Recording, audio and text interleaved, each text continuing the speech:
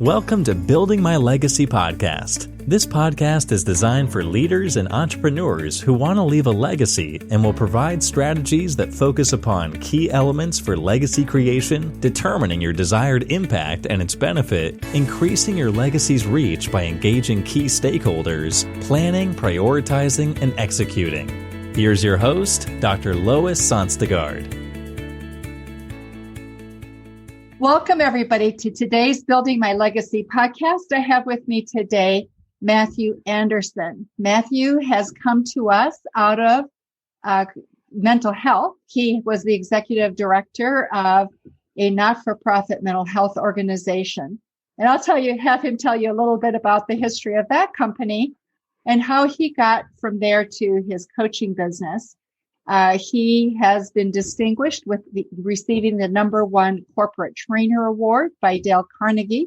So he has some very auspicious credentials in terms of what it is that he does. So with that, Matthew, please share with our audience how you got from mental health to coaching and what you really do as a coach. Wonderful. Well, Lois, thank you so much for asking. I appreciate that. And it's wonderful to be with you. I appreciate the opportunity to share a little bit about my story and this important work that we all get to do of serving and working with, other people and helping them to become who they need to become. I was executive director of a mental health nonprofit prior to COVID. I had been in education consulting for a number of years, almost 7 years. I'd been in education consulting, and one of my clients was a nonprofit that I had been serving and helping them. And we had done some really, really wonderful work together. And they had actually asked me to come on as the executive director to help them grow and essentially secure state level funding for a broad scale pilot to prove out the concept of work that we had been doing for a number of years with them.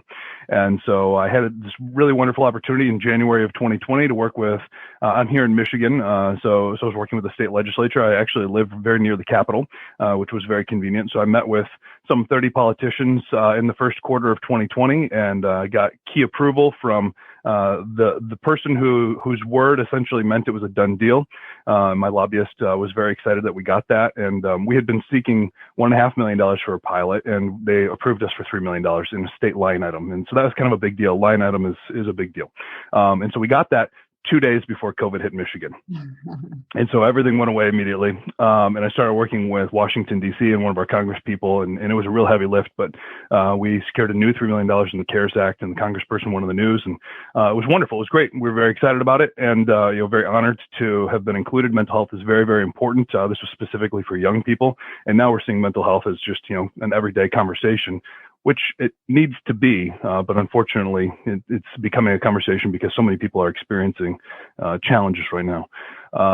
So the money was approved, which was wonderful, and it just took some time to arrive, really more time than the nonprofit had to afford. And so I had the unique experience in July of laying myself off. And as all these people are experiencing this, that was something that the experience itself wasn't unique. The variables for me were, and I realized that the experience itself wasn't very unique. And so I was trying to figure out, what do I want to do next, and who do I want to work with and how? And I had been a Dale Carnegie trainer for a number of years. I had just finished 2 graduate degrees, a master's of science in conflict management, as well as an MBA. I had finished those within the recent few years. And so it was really about taking all the parts and pieces and things that I had in my life and try to figure out, what do I want to do? Who do I want to do it with, and how? And I really wanted to be of service. To me, it's always been important to serve other people. I spent 10 years in the restaurant industry, which is truly a service industry. I rebranded a heating and air conditioning company earlier in my career. That was a service industry. I mean, I've always been in service. And so to me, that's what coaching and that's what leadership is about. And so I put all the things together, and I made a program that is serving a national clientele, and the reception has just been phenomenal. And so that's where I'm at now is with this company, Leadership Coaching for Results, that I started officially in February. Okay, so I love your title, For Results, because I think too many coaches don't look at results. So tell us a little bit about what you mean by that and how you go about helping people really produce results. Yeah, thank you. I appreciate that. To me, results are critical. I mean, and what else are we doing things for? I mean, it's important to make people feel good. It's important to help build people up. That's not even a question. That's important. And at the end of the day, we work in businesses that need results. Whether they're for-profit, nonprofit, doesn't matter.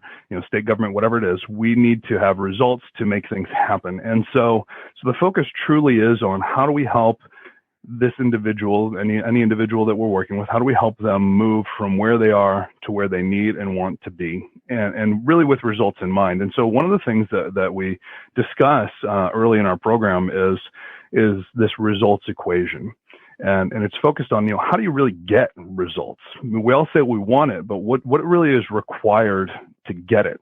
And so what's interesting is there are steps that happen in a linear process that get results. So if we work backwards, to have results, the first thing that we need in order to have results is we need people who are collaborating with one another.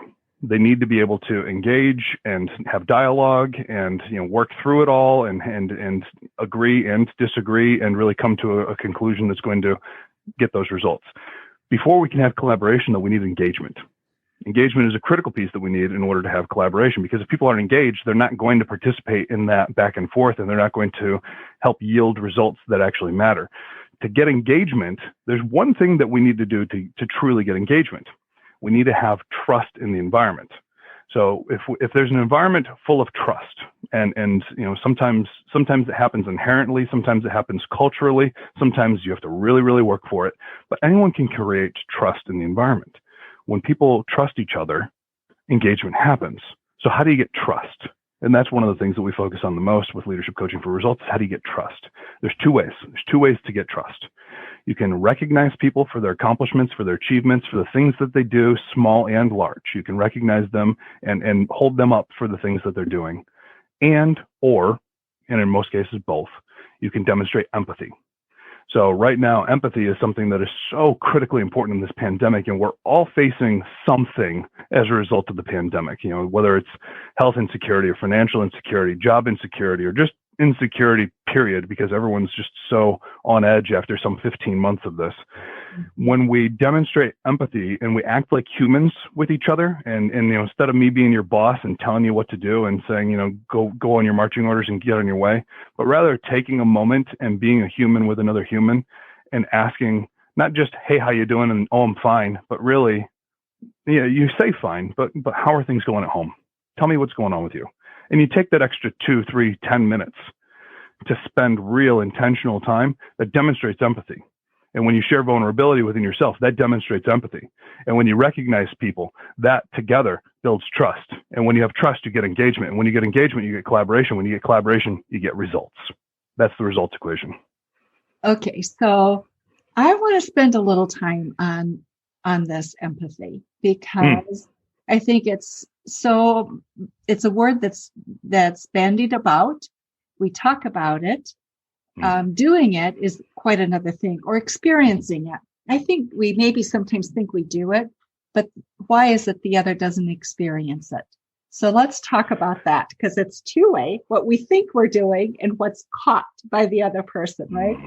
So what is it that we need to do or be for people to get empathy from us? Yeah.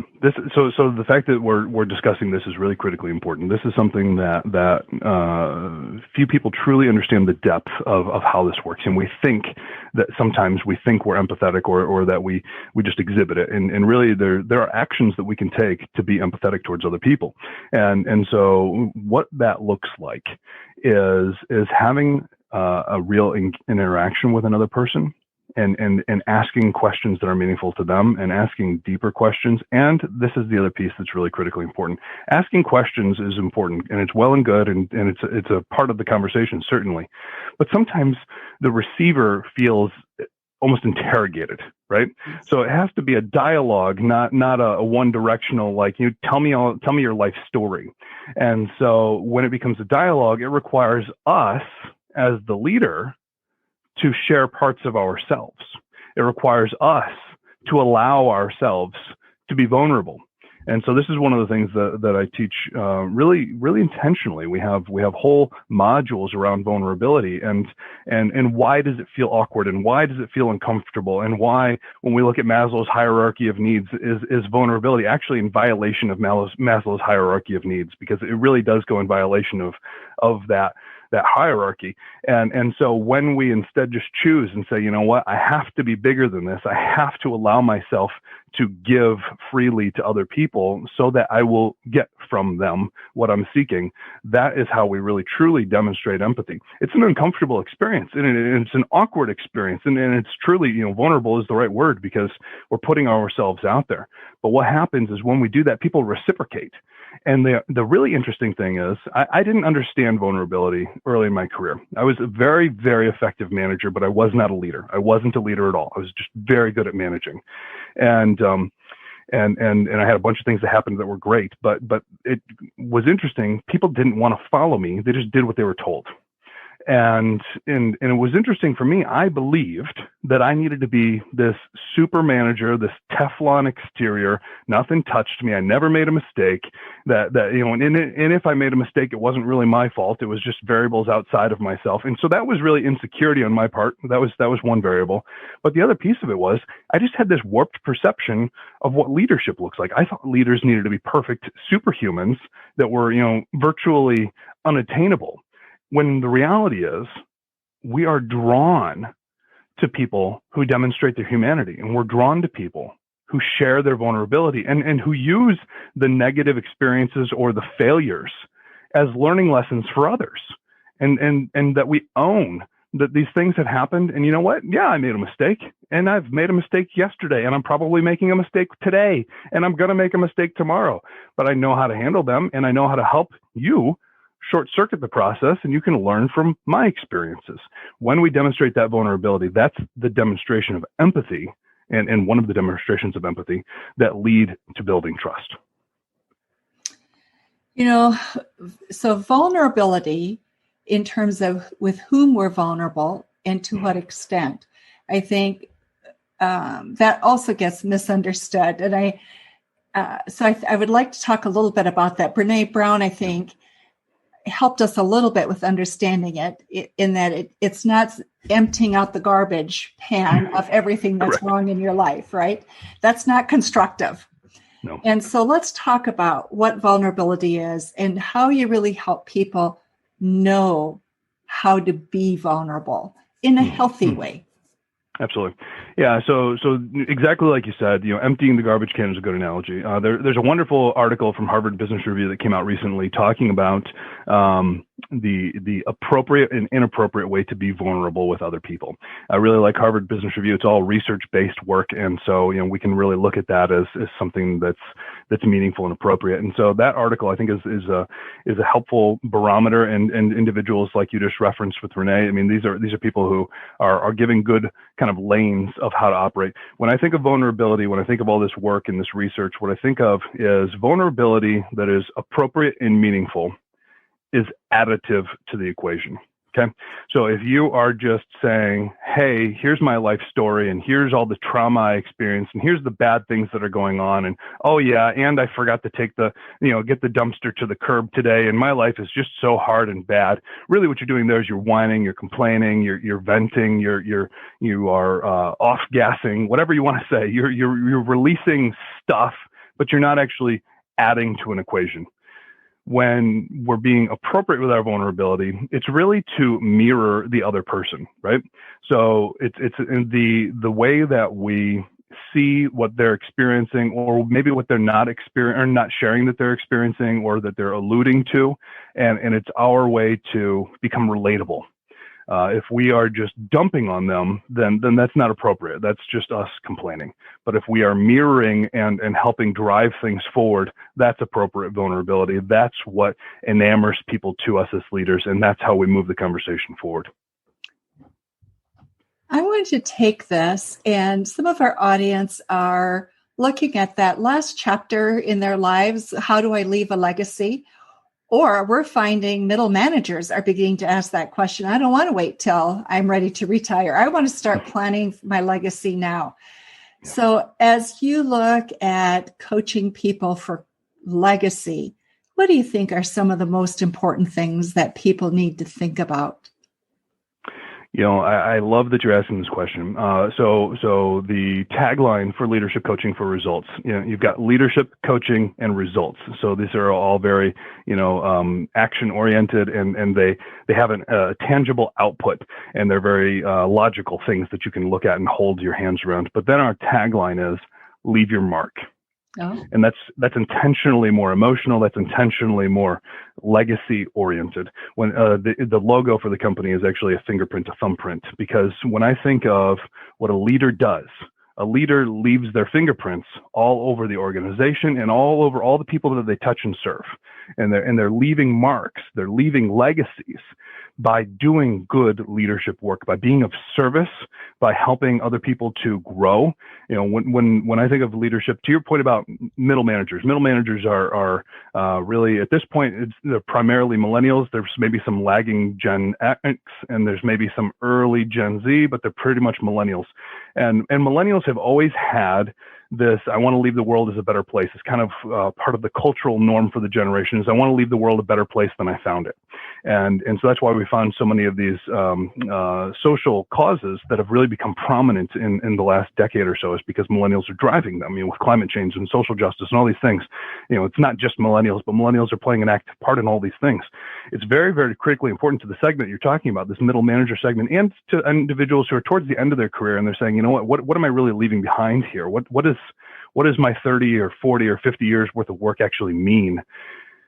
It's leaving that legacy. It's leaving that mark. And when we talk to executives who have, particularly very powerful executives who have had, just decades of success, the thing that they invariably always talk about that they're proud of is not that they hit the goal in that one year, or that they were number one in this other year, or that they X, Y, and Z. They don't talk about that.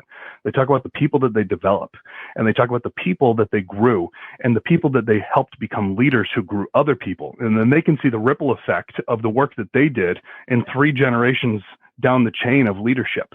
And so that is really the most critical thing that anyone can do, is leaving a legacy by leaving fingerprints on people, marks on them that help them to become the best that they can possibly be, the version of themselves that they want to be. If we're striving for that, we're going to have success. It's interesting that you say that, Matthew, because I think when people have that orientation about what they do, then leadership begins to really take shape in a more powerful way. So you may still be doing your corporate job or your entrepreneurial job or whatever it is that you're doing, thinking about what you're going to do for legacy building, but you're really already doing it. You're starting it when you're leaving those thumbprints as you go to different places, right? That's right. That's absolutely right. We're leaving our legacy every single day, good and bad. So we've got to really be mindful of our actions. And whose lives are we impacting, right? Yeah, absolutely. Absolutely. You talk about middle management and the difference between being a leader versus a manager. You also we're talking a little bit before we began about the Harvard Business Review article on engagement. Let's talk a little bit about that, because we have struggled with engagement, and we have put a lot of effort in it, but it seems we're going backwards. So talk a little bit about that, please. Yeah, I saw an article just this morning that was talking about how engagement, it was talking about what a manager needs to look like post-pandemic. And I thought it was really just a fascinating article, and I was really quite proud to read it because it was very in alignment with the work that I'm fortunate to have the opportunity to do. It was talking really about empathy. It was talking about how we can, what we really need to do for managers is we need to help them kind of evolve out of the role that they are currently in of, this is the employee and this is the manager, and do some stuff and do stuff every day.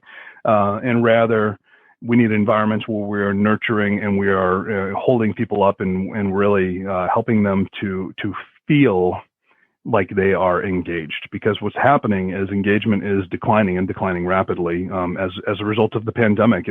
This article was talking about how 85% of people are either not engaged or disengaged. And that was surprising to me. That's the largest segment of the population I've ever seen a percentage that high. And so this was a brand new article that came out just recently, about a couple weeks ago. So that being the case, engagement is more important than ever. And so when we think of engagement and what we need to get in for engagement is we need trust. Back to that results equation. When we give recognition, when we hold people up for the good things that they do and make them feel important and recognized for their work, and we can do this in a virtual environment or a hybrid environment or a work from anywhere environment, it just takes conscious paying attention to what's going on. When we do that, we can give them recognition. When we demonstrate empathy, when we do these things together, that builds trust.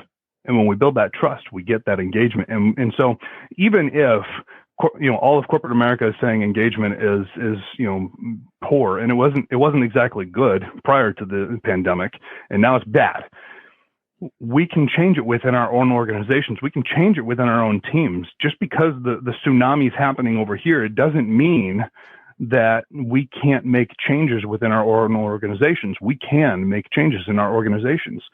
When we focus on these key fundamentals, we get the results that we need. Matthew, would you just speak for a moment to why do you think engagement actually decreased? Because coming into the pandemic, we were about 3 out of every 10 people were engaged. That meant 7 people showed up every day out of 10.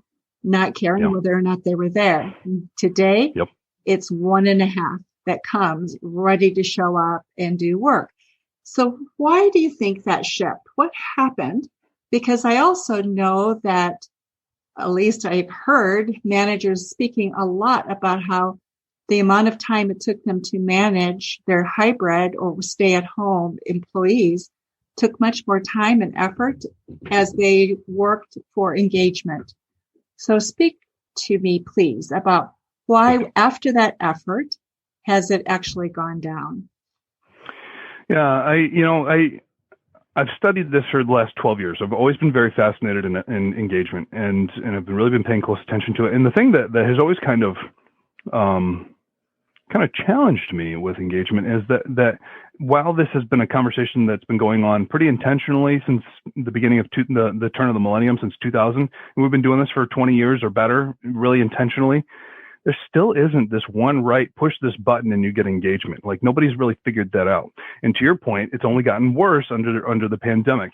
And so my suspicion, and I can't prove this, but I feel pretty confident in it. And, as we read these other articles and research that's taking place, it's probably pretty realistic. The personal impact that individuals have experienced as a result of the pandemic has had a transformative impact on how they think and how they feel and how they act and what they value. And so when we're faced with our mortality, as we have all been for, the better part, more than a year now, we've all been faced with, if you go outside without a mask, you may die in the next couple of weeks. I mean, that's what we've been facing ultimately. Like when you distill it down, that's the fear. And not everyone subscribes to that, but a lot of people do. And when we're weighed down with this and the interventions that have taken place, I mean, a lot of business owners, leaders, and really truly engaged, active employees recognize the impact of regulation and quarantine and all the things that have spun out of the pandemic that have negatively influenced the business environment. That's not to say that they weren't necessarily the right things to do. I'm not going to get into whether they were right or wrong, because everyone's done a variety of things that are probably both right and wrong. The outcome is, regardless, it has brought down this engagement because people's psyches have been negatively impacted by this. We're really trying to decide, who am I? What am I? What's my purpose? What is my priority? When I have to now raise my children and educate them and work from an environment that I'm not comfortable in and still do things that are meaningful and get results. Like you're essentially asking people to do multiple jobs simultaneously. To be a stay-at-home parent, to be an educator, and to be a worker all simultaneously is 3 separate jobs that we're asking people to do. And that's partly why engagement is going down, is just because people's minds are focused on multiple things simultaneously. I mean, I have young children. This summer, my 3 kids will be 7, 5, and 3. And so fortunately, my wife has always been a stay-at-home mother and has taken care of them. And that's not really something that I have to spend a lot of my time thinking about because we've already had that in place.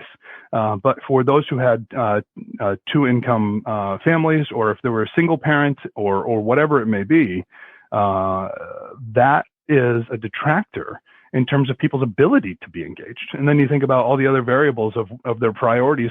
There are all sorts of stats saying that as many as between 40 and 60% of workers are planning on leaving their organization the moment the job market opens back up in a meaningful way.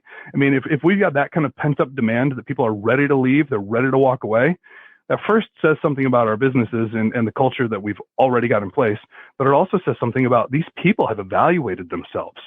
And that's probably not a bad thing, but it does have real implications that we need to be planning for and we need to work towards. And so it's really incumbent upon us as leaders to serve our people and to make them feel welcome and feel important. And when we do these things, that's how we get engagement. And so we can resolve this through our actions.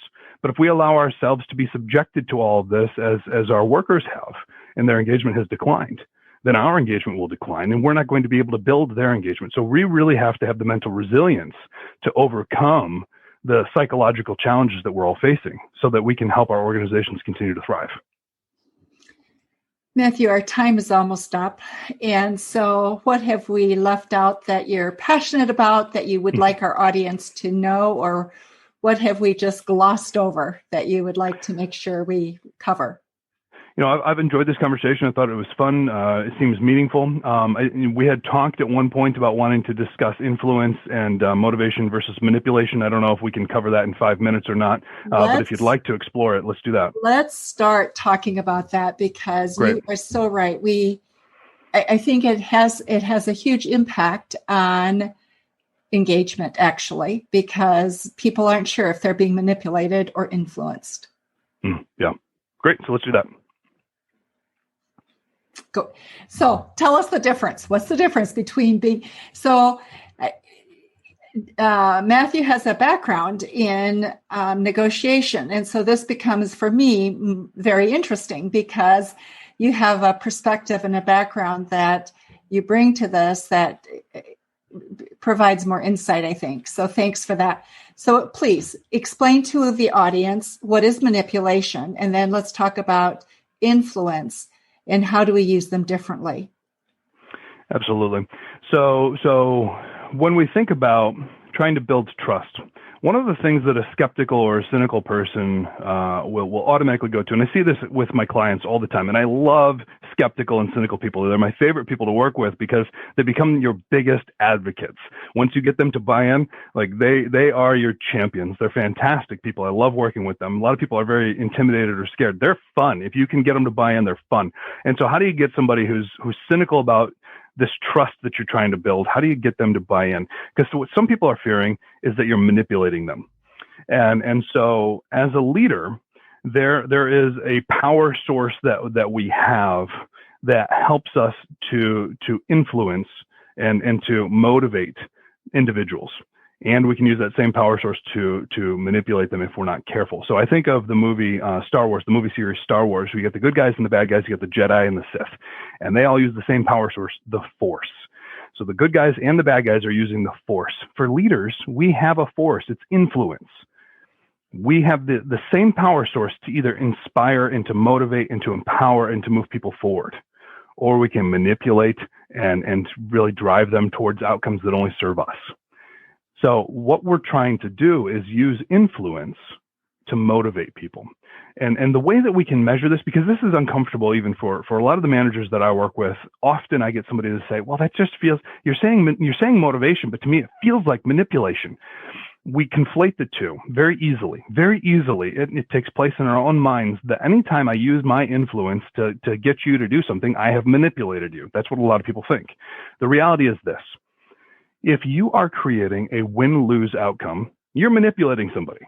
If your organization or you personally win and the employee loses, you have manipulated them, without a doubt. That's manipulation. You've used influence in the wrong way. You've manipulated somebody. If you create a win-win outcome where you or the organization or whatever are winning and the employee is winning, when you're both winning, that is motivation. That is using influence to create good. So if you can find a scenario where you create win-win outcomes, you don't have to worry about manipulating or not, because that is not manipulation. It's only manipulation if somebody loses. So as long as you're doing things in a way that is focused on other people, it's an others-focused mentality where everyone wins. This requires understanding what's important to other people, which means you got to behave like a leader instead of a manager and actually spend time talking to your people. And you know what? You're going to learn about them when you're empathetic and you're vulnerable. So you do these things, you spend time with your people intentionally, and you can create win-win outcomes consistently, using your influence as a leader to benefit your organization, to benefit your employee, and to move everything forward. That's what you can do with influence. Wow, that's great. I love that. It's simple. So it's either win-lose, then you're manipulating. Win-win, you're into influence. It's so simple, but here's the catch. When you look for win-win, you have to really spend time understanding and learning. And so as a leader begins to weigh their time and their priorities, it's a question of, where do I spend my time? How do I do this so I really know? And tips, suggestions you have for how leaders can stay connected, and it's staying connected not only with the top level in your immediate sphere, it's also the person at the door, the person who is really impacting your clients at the very most basic level. So how do you do it? I have a lot of people who say to me that, I'm busy. People say that all the time. I was watching a virtual gathering that I was a part of, and they went around to the circle, if you will, and there were some 50 people, and I kid you not, 50 out of 50 people said I'm busy. And it's like, okay, great. That's just like saying I breathe air. We're all doing it, so it doesn't make you special. Let's stop saying we're busy. So I actually have this whole focus when I'm helping somebody to really wrap their head around what's the difference between management and leadership. Really, managers are busy and leaders rest.